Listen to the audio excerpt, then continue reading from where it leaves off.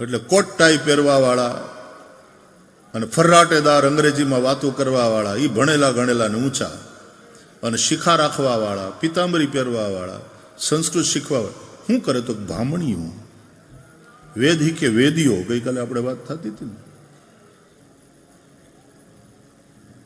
તો એક જે આદર્શ શિક્ષણ પદ્ધતિ હતી હિન્દુસ્તાનમાં, અંગ્રેજોએ એને તોડી નાખી. સૌથી પહેલા વહેલા જે અને બહુ બુદ્ધિપૂર્વકનો પ્રહાર કર્યો અંગ્રેજોએ. આપણે લોકો એમ કે મુગલોના સમયમાં પણ અનેક ઇમારતોનું નિર્માણ થયું. હા, સાચી વાત.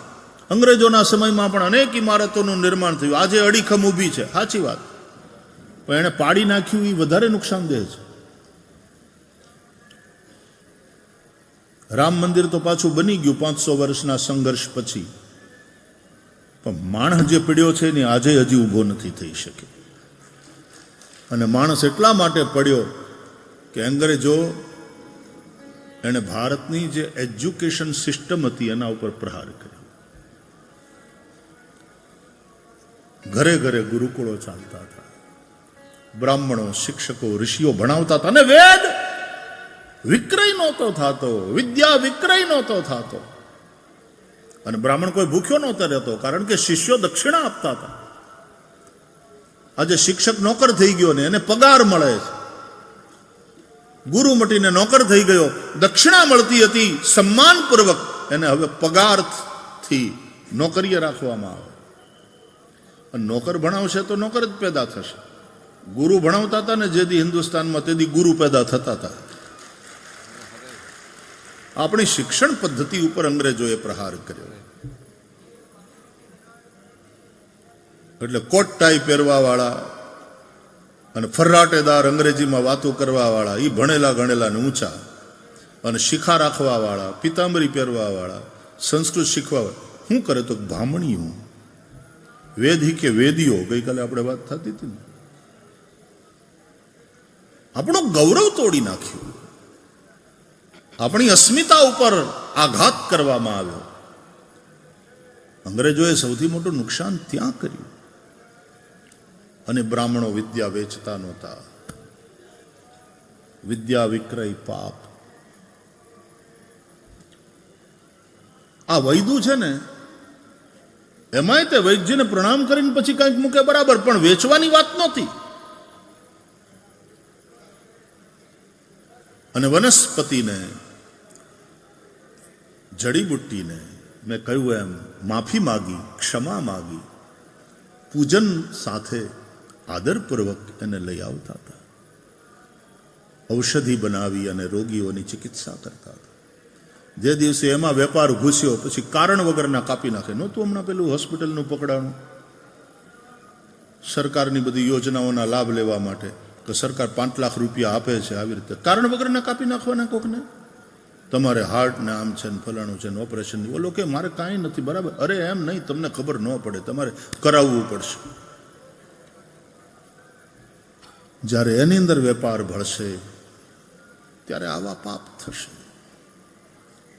વિદ્યાદાન વિક્રય થશે તો ચરિત્ર નિર્માણ નહીં થઈ શકે.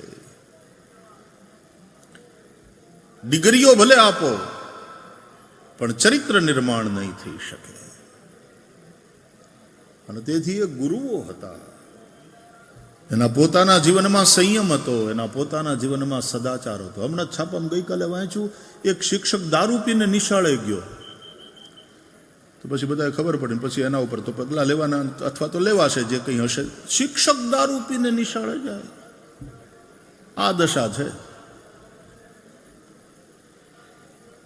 તો એક આદર્શ જે શિક્ષણ વ્યવસ્થા હતી આપણી ગુરુકુલોની, અંગ્રેજો એને તોડી નાખી. જેનું જે સહજ કર્મ છે એ કરે. અને એ સહજ કર્મ તો ભગવાન ગીતામાં ત્યાં સુધી કહે છે કે સદોષ હોય તો પણ એનો ત્યાગ ન કરવો. સહજમ કર્મ કૌંતેય સદોષમ અપિ ન ત્યજેત. માછીમારનું જે કર્મ છે આમ તો સદોષ છે, પણ માછીમારને માટે એ સહજ કર્મ છે. પણ એ બ્રાહ્મણ જો કરવા બેસે તો એને પાપ લાગે, કે પરધર્મ થયો. પરધર્મો ભયાવહ. બ્રાહ્મણને પાપ લાગશે, બીજા બધાને પાપ લાગશે, કારણ કે એનું સહજ કર્મ નથી.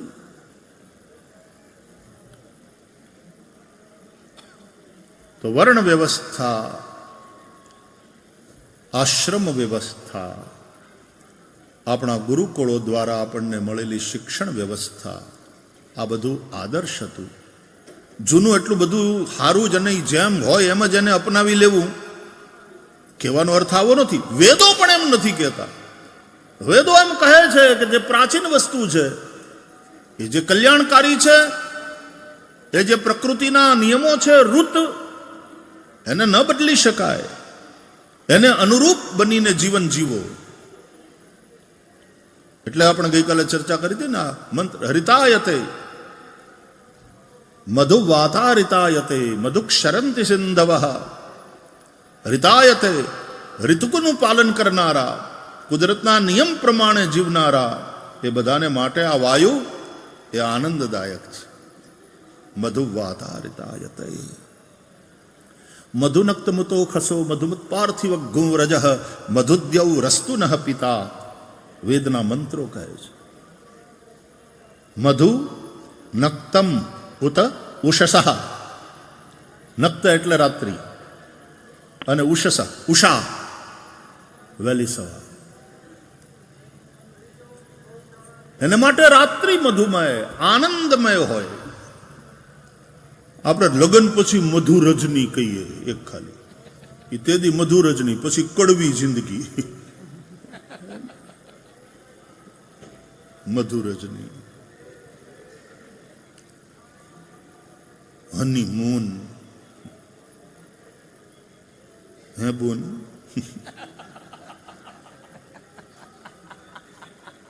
હનીમૂન. મધુનક્તમ, નક્ત એટલે રાત્રિ. આપણે અંગ્રેજીમાં અત્યારે કહીએ ને ગુડ નાઇટ, એને બદલે આપણા સનાતીઓએ, આપણે સંસ્કૃત, આપણી દેવ ભાષા બોલવું જોઈએ. શુભનક્તમ. સવારે સુપ્રભાતમ, રાત્રે શુભનક્તમ એટલે ગુડ નાઇટ. નક્ત એટલે રાત્રિ. तो मधुनक्तम उत उषसः, रात्रि और भोर सुबह आनंदमय हो. रात्रि तुम्हारी आनंदमय तब होगी भरपेट तुमको खाना मिला होगा, तुम्हारा ये दिमाग चिंताओं से मुक्त होगा, सब प्रकार के अभावों से और चिंताओं से तुम मुक्त होकर के ही सो पाओगे. तुम्हारा शरीर यदि रोग से रहित है तभी तुम अच्छी निद्रा ले सकोगे. मधुनक्तम उत उषसः, और तुम्हारी सुबह मधुर हो. हवार बगड़े ने एनो दाड़ो बगड़े एम के ने आपणे. आ तो हवार बगड़ी यार, હવે આખો દિવસ नहीं. तुम्हारी सुबह मधुमय आनंदमय हो. गई काले पूज्य शंकराचार्य भगवान कहता था ने, धर्म सम्राट पूज्य करमात्री जी महाराज नु स्मरण करता कि 5 વાર ઓછામાં ઓછા ઈશ્વરને યાદ કરો. વહેલી સવારે તમે ઉઠો ત્યારે ઈશ્વરને. અમારી ગુરુકુળ પદ્ધતિમાં, અમે ગુરુકુળમાં ભણતા હતા, એટલે પહેલું વહેલું સવારના ઉઠીએ એટલે પ્રાતઃ સ્મરણ થાય. ઉઠીને તરત ભગવાનને યાદ કરવાના. प्रातस्मरामि हृदि संस्फुरदात्मतत्त्वं सच्चित् सुखं परमहंस गतिं तुरीयं यत् स्वप्न जागर सुषुप्तमवैति नित्यं तद्ब्रह्म निष्कलमहं न च भूतसंगः. प्रातर्भजामि वचसो वचसामगम्यं वाचो विभान्ति निखिला यदनुग्रहेण यन्नेति नेति वचनैर्निगमा अवोचुन्तं देवदेव मजमच्युतमाहुरग्र्यम्. ब्रह्मा मुरारिस्त्रिपुरान्तकारी भानुःशशी भूमिसुतो बुधश्च गुरुश्च शुक्रश्च निराहुकेतवः कुर्वन्तु सर्वे मम सुप्रभातम्. उत्तिष्ठ उत्तिष्ठ गोविंद उत्तिष्ठ गरुड़ध्वज। तुम्हारी प्रातः मंगल हो।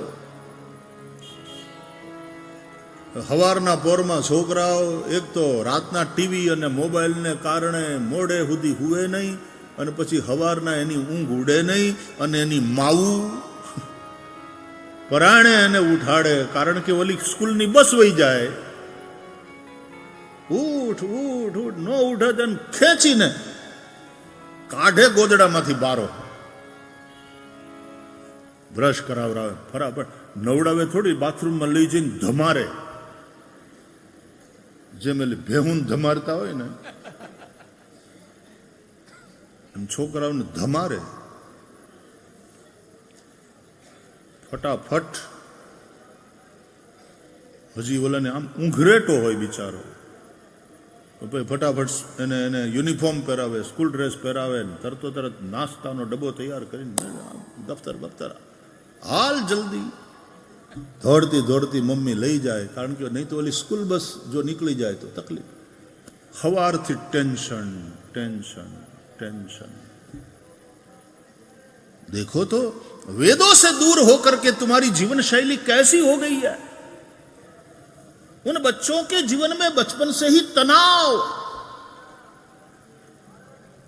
इतना तनाव, बच्चों की जिंदगी को हमने नरक बना रखा है. क्या गुरुकुल पद्धति थी. नहीं तो ये तो ब्रह्म मुहूर्त में उठता था, पण एનું ઉઠવું એકદમ સહજ હતું, કારણ રાતનું સૂવું સહજ હતું. વહેલા અર્લી ટુ બેડ, तुरंत रात्रि में सो जाते थे, ब्रह्म मुहूर्त में उठते थे.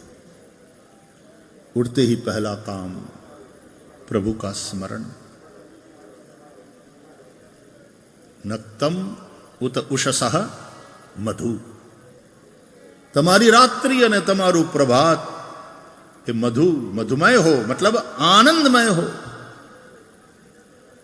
રાતના તમે રિલેક્સ ન થાવ તો શું કામનું યાર, માણસ ચોક મશીન.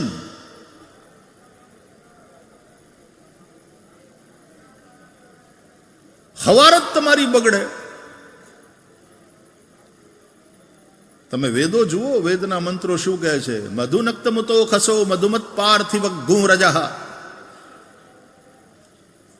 પાર્થિવમ રજઃ મધુમત. पार्थिव એટલે પૃથ્વીની, રજ ધૂળ हमारा माटे मधुमय हो. धरती की माटी हमारे लिए मधुमय हो. इस मिट्टी से तिलक करो, ये धरती है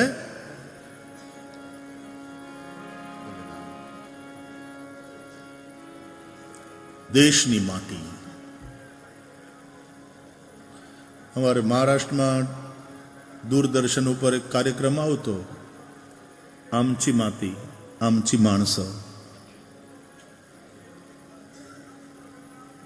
माटी, देशनी माटी, धरतीनी माटी એ ઉર્વરા હોય, એ ધરતી ઉર્વરા હોય, એ માટી પવિત્ર હોય. જે માટી ગાયના લોહીથી ખરડાઈ હોય, શું થશે પૃથ્વીનું, શું થશે દેશનું, શું થશે દેશની પ્રજાનું. ગાય કપાતી હોય ને ગાયના લોહીને નદીઓ વહેતી હોય. જ્યારે અહીંયા તો ગરીબ ગાયોની સેવા થાય છે, એના માટેની હોસ્પિટલ, અપંગ અપાહિજ બીમાર ગાયને આમ જેમ આપણને તકિયા આપે એ પ્રમાણે એને ટેકા આપે, એને પડખું બદલાવવાની વ્યવસ્થા, એને ચારો પાણી, એની દવા, એની ચિકિત્સા, એની સેવા. એટલા માટે આ જે ગૌશાળા છે ને, હરિઓમ, એ કરુણાનું મંદિર છે, કરુણા મંદિર. ભગવાન શિવ પણ કરુણાના કરનારા છે. કેમ આ ધરતીની અંદર આપણને આવો આવી દિવ્યતાનો ભાવ થાય છે. અહીંયા આવીએ એટલે તમને દિવ્યતાનો ભાવ નથી થતો? કંઈક જુદી જ દુનિયા હોય એવું લાગે છે કે નહીં? એક પવિત્રતાનો બોધ.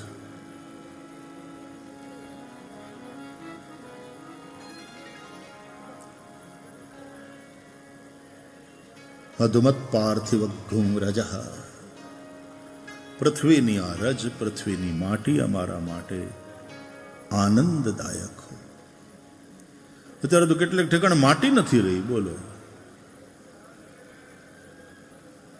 અને માટી છે તો એ ઉર્વરા નથી રહી, ફળદ્રુપ નથી, એની ફળદ્રુપતા ઘટતી જાય છે જમીનની. મનુષ્યોની ફળદ્રુપતા ઘટે છે, પુરુષોની ફર્ટિલિટી ખતરામાં છે. તમારા ખાન પાન અને આ ટેકનોલોજી, કેટલાય કિરણોનો મારો થાય છે આપણા મગજ ઉપર, આપણા શરીર ઉપર. સેલફોન એમને એમ કામ કરે? એના સિગ્નલ છે. પછી એમ કે છે આવડા તો સમજદાર કે રાતના સેલફોનથી 10 ફૂટ દૂર હોવું. આપણે સેલફોન હગો છોકરો એમ પડખમ લઈને હોઈએ છીએ.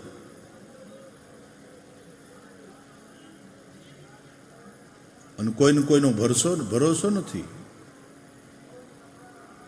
પત્નીએ રાતના 11:30 વાગે પતિને ફોન માર્યો.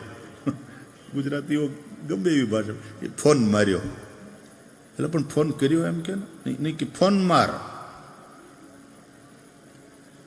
રાતના 11:30 વાગે ફોન કર્યો ને તો પતિએ ઉપાડ્યો. ક્યાં છો? ઘડિયાળ જોઈ છે તમે? રાતના 11:30 થયા છે, ઘેર નથી આવવું? ભૂલી ગયા લાગો છો તમે પૈણ્યા છો,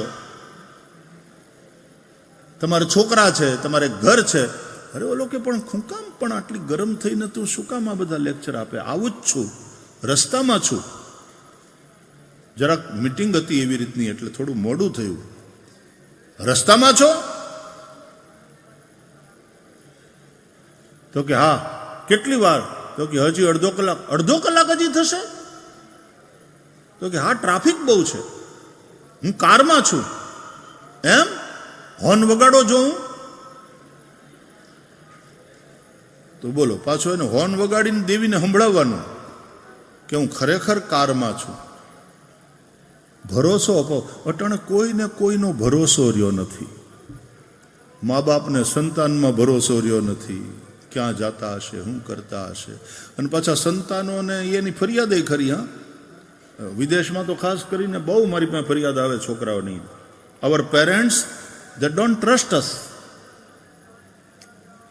અને અમારામાં ભરોસો જ નથી. અહીંયા છોકરી થોડી કોલેજમાં ભણતી હોય કે 11માં 12માં ભણતી હોય, થોડી ક્યાં જાય છે, કોની હારે જાય છે, ક્યારે પાછા આવવાના.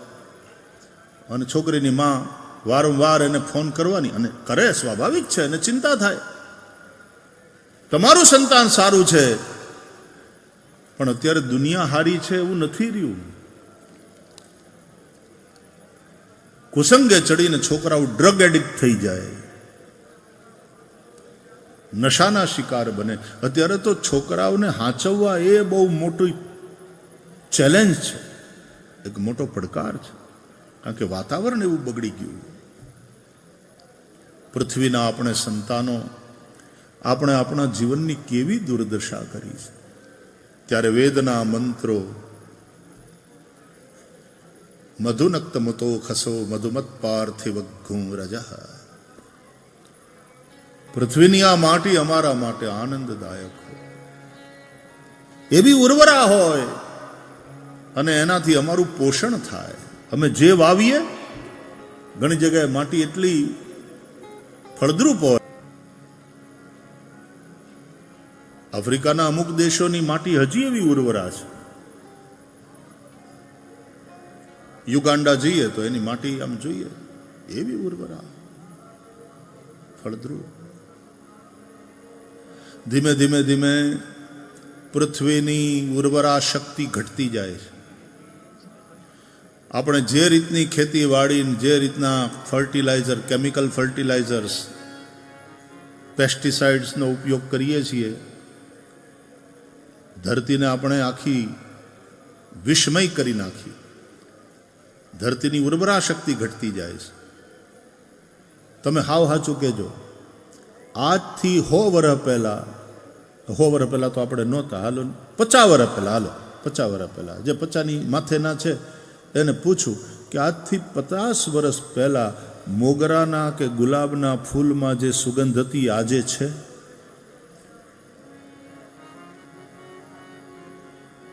મોગરાનો એક ગજરો ઘરમાં ક્યાંક કોઈક ખૂણે પડ્યો હોય ને આખો કમરો મગમગતો, અને અટાણે તો હાવ આમ નાક પાસે લઈ આવો ને હું ગોતી માંડી એમ કે હું મોગરો, હું ચંપો, હું ગુલાબ. બળ કરી અને સુગંધી લાગે છે ફૂલો. અનાજની જે ન્યુટ્રિશનલ વેલ્યુ છે એ ઘટતી જાય છે. પૂછો તમે વૈજ્ઞાનિકોને, એની જે પોષણ ક્ષમતા છે અનાજની એ ઓછી થતી જાય છે. આયુર્વેદના ખેરખા એવા વૈદો પણ કહે છે કે આજથી 50 વર્ષ પહેલા જડીબુટ્ટીમાં જે તાકાત હતી રોગને મટાવવાની એ અત્યારે 40-45% ઓછી થઈ ગઈ.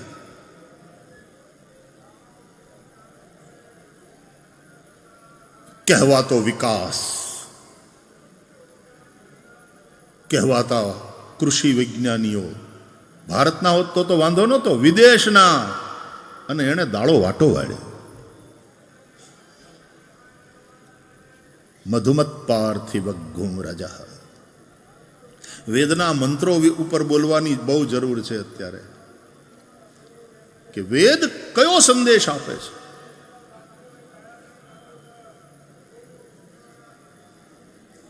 મધુનક્ત મુતો ખસો મધુમત પાર્થિવ ઘૂમ રજા. અમારી રાત્રિ આનંદદાયક હોય, મધુમય હોય. અમારી વહેલી સવાર મધુમય હોય. આ ધરતીની માટી અમારા માટે આનંદદાયક હોય. અમે આ ધરતી ઉપર સુખપૂર્વક જીવીએ. આ ધરતી ધન ધાન્યથી ભરપૂર હોય. પૃથ્વી શસ્યશાલિની.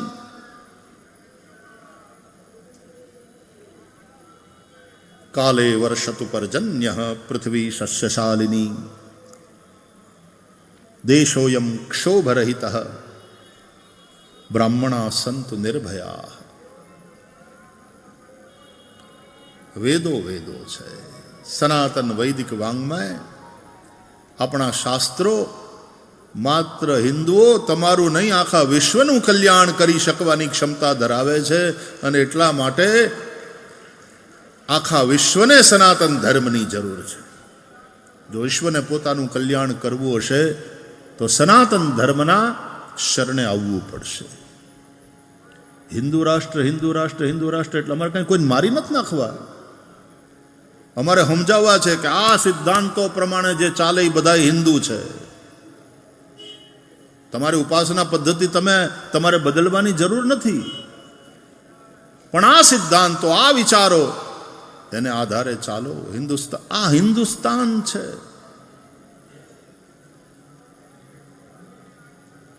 જેમાં ઉદારતા અને સહિષ્ણુતા જે ધર્મની પાસે છે, વિશ્વ બંધુત્વની ભાવના જે ધર્મની પાસે છે, કોઈ પણ પ્રકારની સંકીર્ણતા નથી. અમારામાં ન માને ને મારી નાખવાની તો વાત જ નથી. અયમ નિજમ પરો વેતી ગણના લઘુચેતસામ ઉદાર ચરિતાનામ તુ વસુધૈવ કુટુંબકમ. અને આવી ઉદાર વિચારધારા જેની હોય એ જ વૈશ્વિક ધર્મ બનવાની લાયકાત ધરાવે છે. નહીં તો સંખ્યા વધશે, સંઘર્ષ વધશે, કપાશે માણસ. કાલ હવારે આખી દુનિયા ઇસ્લામ થઈ જાય, લ્યો મુસલમાન થઈ જાય, હખે રહે નહીં રે. ઈવડાઈ નીવડાય અંદર અંદર બાંધે છે.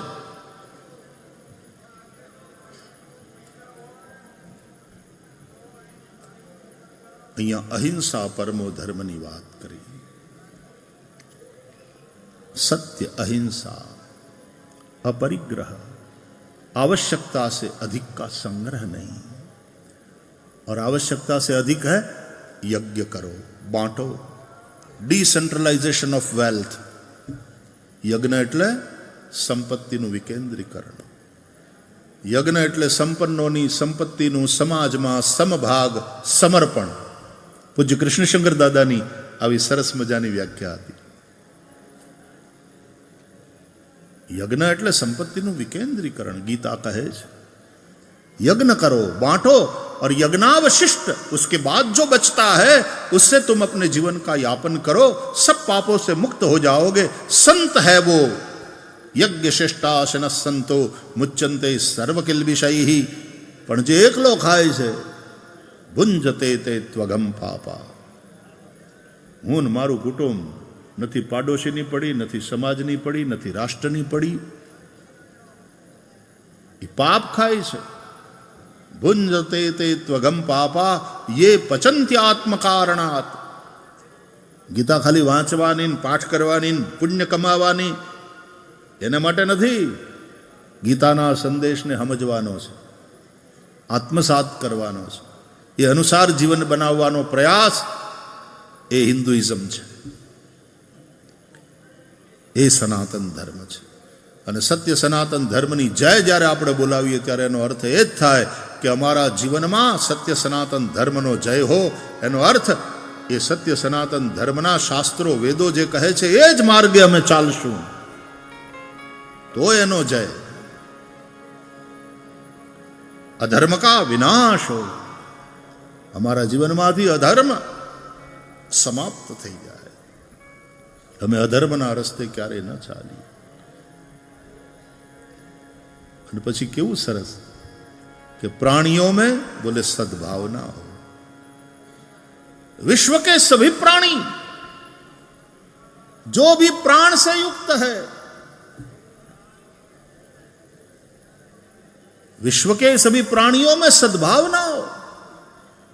चाहे तुम्हारी उपासना पद्धति अलग अलग हो, चाहे तुम अलग अलग भाषा बोलने वाले हो, अलग अलग देश में रहने वाले हो, परस्पर सद्भाव आवश्यक है. प्राणियों में सद्भावना. અને ચોથું કેટલું સરસ કે વિશ્વ કા કલ્યાણ હો. ખાલી ભારતનું, ખાલી સનાતન ધર્મીઓનું નહીં, વિશ્વ કા કલ્યાણ હો. વિશ્વ માનવતાનું મંગલ થાઓ. આ ઉદારતા કયા ધર્મની પાસે છે? કન્વર્ઝન ઉપર જ લાગ્યા છે બધા, સંખ્યા વધારવાની, અને એમાં અંતે પોલિટિકલ રીઝન્સ હોય છે. એના પછી રાજ કરશું, સત્તા અમારી આવશે, અને બોલી નાખે છે કે અમારી સત્તા આવવા દો, પછી જુઓ તમારી શું દશા થાય છે. એવી ધમકીઓ આપે, ધમકીઓ.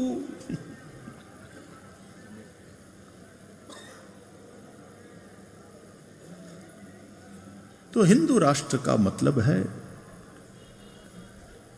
सद्भाव, उदारता, सहिष्णुता, भाईचारा, सबका मंगल, सबका साथ, सबका विश्वास,